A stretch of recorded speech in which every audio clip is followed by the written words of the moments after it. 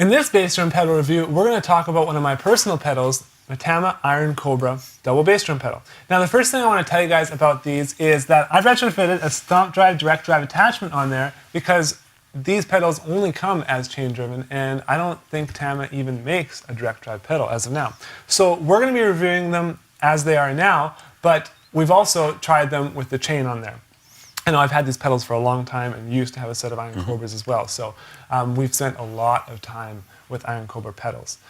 So let me just start before we get into it. First of all, these pedals have been with me for over 10 years. They've been to Europe, they've been all across the United States, they've been chucked in and out of my hardware case, they've been dropped down steps, they've been lost once or twice, they've been left 100 miles away and then shipped back to me because I forgot them at gigs. They have been everywhere, and if you you can look at the footboard, it's all flaking off.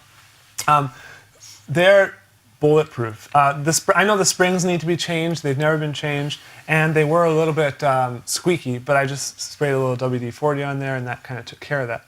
So overall feeling for the pedal, adjustability, beaters, and everything like that, I'm definitely giving it a 9.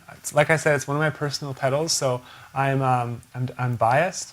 My only kind of critique is these stoppers here, which you can take off anyway. You can see on the left foot I've taken it off. Oh yeah. And sometimes this left pedal creeps forward. The spikes aren't long enough. So that's my critique on these pedals. Sean, what do you think?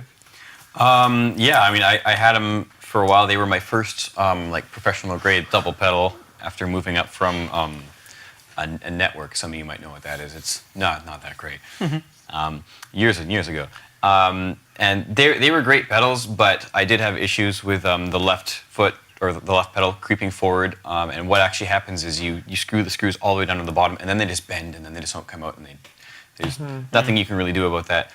It was a great pedal, but my major beef that I had is the U-joints on the drive shaft. So here and here. If you play them a lot, as I did, the U-joints actually loosen, so there's a lot of play, and then they eventually actually just break and start falling apart. And actually, they're not loose now. They're actually very tight. No, maybe they changed the design like a couple years back or something. But like this pedal is 10 years old. I'm saying maybe the old design was better. Oh, I see. You know? Yeah. And so I actually went through 2 complete drive shafts, which I think is $85 a pop, which isn't really that nice to pay to keep your pedal going. Wow. Yeah. And so eventually I saw a really great deal on Axis longboards and I upgraded. But they're great pedals. They feel great. A little bit sluggish. You upgraded. I'd call it an upgrade. You call it an upgrade. Yeah. Not everyone would call it an upgrade. No. Dave probably wouldn't call it an upgrade. So I mean, my rating for Iron Cobras, though great, I'd probably give them. It's tough. 6.5 or 7, just because the drive shaft is such What do you a big think, problem. Dave? You know, it's funny because it's so personal. I mean, I gave the Axis pedal a worst review, and you gave these Iron Cobras a worst review. I really like the Iron Cobras. I've played them quite a bit with your kit.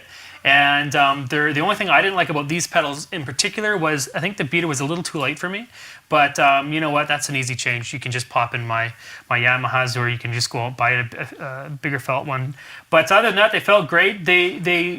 I think when I picked them up, they felt a little flimsy, but they're obviously not. They're solid. You've had them for about 10 years now, and they're still going strong. So, I mean, for the price too, I mean, they're really competitive price-wise. I'd give them a solid 8 out of 10. Yeah, these pedals are, I believe, are only around $370 retail. $370, yeah. And that's in Canada, so in some place in the States, it's probably maybe $350, $349. And if you go on eBay, you can probably get a set for like $200 since they've been around so long.